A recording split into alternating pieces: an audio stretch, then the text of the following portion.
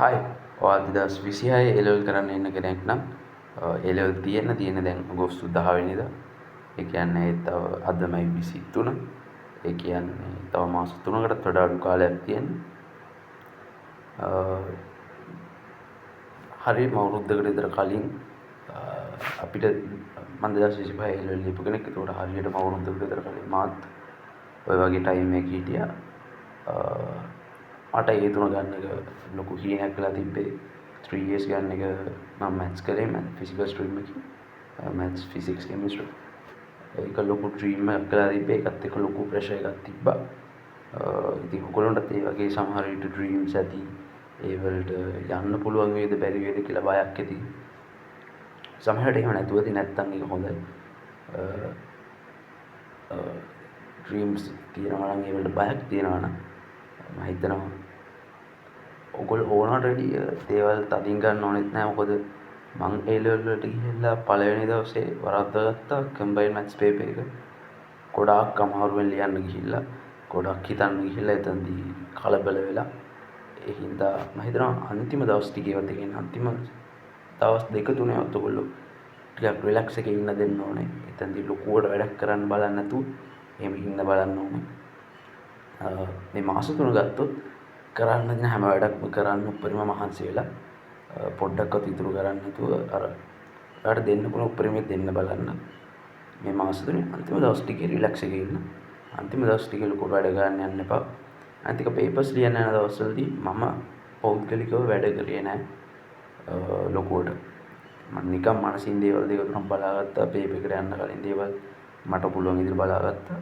ඒ ඇරෙන්න මම ඕනට වැඩි ගන්න ගියේ නැහැ. මට 3 years තිබ්බා. මගේ අයිලන්ඩ් රැන්ක් එක නම් 718. මොකද මට මැත්ස් පේපර් එක ගොඩක් අවුල් කරගත්තා. ගොඩක්ම අවුල් කරගත්තා. මට ඊට වඩා ගොඩක් හොඳ ලියන්න තිබ්බා. ඒත් අර ඇත්තටම හෙසිටේට් වුණොත් ඔය එතනට ගිහිල්ලා වඩ කරන්න බෑ. ඒ හින්දා කොච්චර පේපර්ස් ලියලා තිබ්බත් ප්‍රැක්ටිස් එක කොච්චර තිබ්බත් හෙසිටේට් වෙන්න එපා. එතනට ගිහිල්ලා රිලැක්ස් එකේ ලියන්න. ඔයාලට මුකුත් නැති වෙන්නේ නැහැ. ඒකට බැරි වුණා කියලා ඔයාලට තව chances තියෙන්න පුළුවන්. තර්ඩ් try කරන කෙනෙක් නම් තව ලෝකෙ මොන තරම් opportunities තියෙනවා. එලල් කියන්නේ තව එක දෙයක් විතරයි.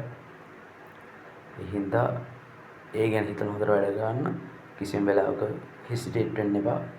මේ කාලේ කරන්න තියෙන වැඩ ගත්තොත් පාස් පේපර්ස් කරන්න ඔක්කොම ටික ආයෙ කරලා දිනනවා නම් කීප සැරයක් කරන්න.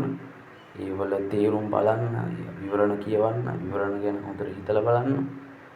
පුළුවන් තරම් දෙයක් ගන්න බලන්න. ඊට පස්සේ අපි සෙකන්ඩ් පේපර්ස් එක කියන්නේ ෆිසික්ස් වල නම් ස්ට්‍රක්චර්ඩ් ඒකේ ලකුණු එන්නේ කොහොමද? ඒ ගැන ඔයගොල්ලන්ට දැන් අදහසක් තියෙන්න ඕනේ.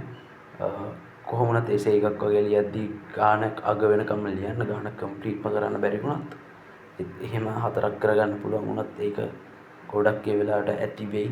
මොකද ෆිසික්ස් MCQ එකෙන් අනිවාර්යෙන් 75ක් ගන්න කෙනෙක් 40ක්වත් ගහන්න ඕනේ.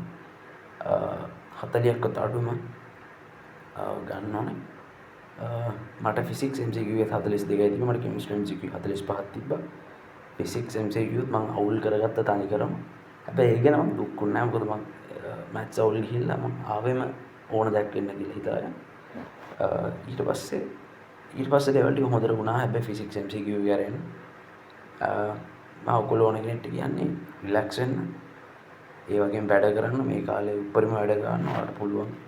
ඔයා කරපු ඔක්කොම වලට වැඩ කරන්න. ඊට පස්සේ අන්තිම කාලේ රිලැක්ස් එකේ ඉන්න. ඒක තමයි කියන්න තියෙන දේ මේන්ලි දේ.